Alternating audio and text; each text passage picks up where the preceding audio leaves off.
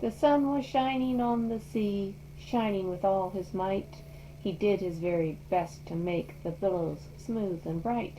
And this was odd, because it was the middle of the night. The moon was shining sulkily, because she thought the sun had got no business to be there after the day was done. "It's very rude of him," she said, "to come and spoil the fun." The sea was wet as wet can be. The sands were dry as dry. You could not see a cloud, because no cloud was in the sky.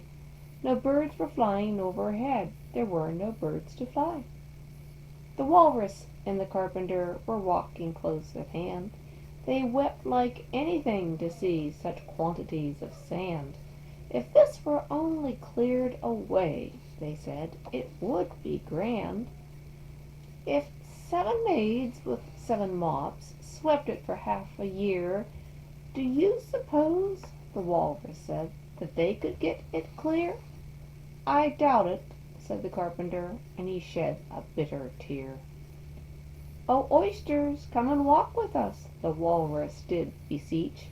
"A pleasant walk, a pleasant talk, along the briny beach. We cannot do with more than 4 to give a hand to each." The eldest oyster looked at him, but never a word he said. The eldest oyster winked his eye and shook his heavy head, meaning he did not choose to leave the oyster bed. But 4 young oysters hurried up, all eager for the treat. Their coats were brushed, their faces washed, their shoes were clean and neat. And this was odd, because, they hadn't any feet. 4 other oysters followed them, and yet another 4, and thick and fast they came at last, and more and more and more, all hopping through the frothy waves and scrambling to the shore.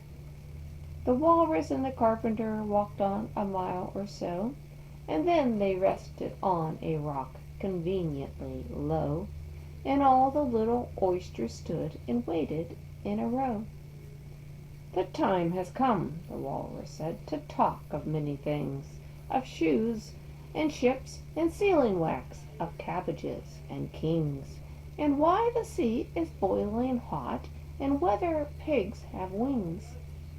"But wait a bit," the Oyster said, "before we have our chat, for some of us are out of breath and all of us are fat." "No hurry," said the Carpenter. They thanked him much for that. "A loaf of bread," the Walrus said, "is what we chiefly need. Pepper and vinegar beside are very good indeed. Now if you're ready, oysters dear, we can begin to feed." "But not on us," the oysters cried, turning a little blue. "After such kindness, that would be a dismal thing to do." "The night is fine," the Walrus said. "Do you admire the view? It was so kind of you to come, and you are very nice." The Carpenter said nothing but, "Cut us another slice. I wish you were not quite so deaf, I've had to ask you twice." "It seems a shame," the Walrus said, "to play them such a trick, after we brought them out so far and made them trot so quick." The Carpenter said nothing but, "The butter is spread too thick." "I weep for you," the Walrus said. "I deeply sympathize." With sobs and tears he sorted out those of the largest size, holding his pocket handkerchief before his streaming eyes. "Oh, oysters," said the Carpenter, "you've had a pleasant run. Shall we be trotting home again?" But answer came there none, and this was scarcely odd, because they'd eaten every one.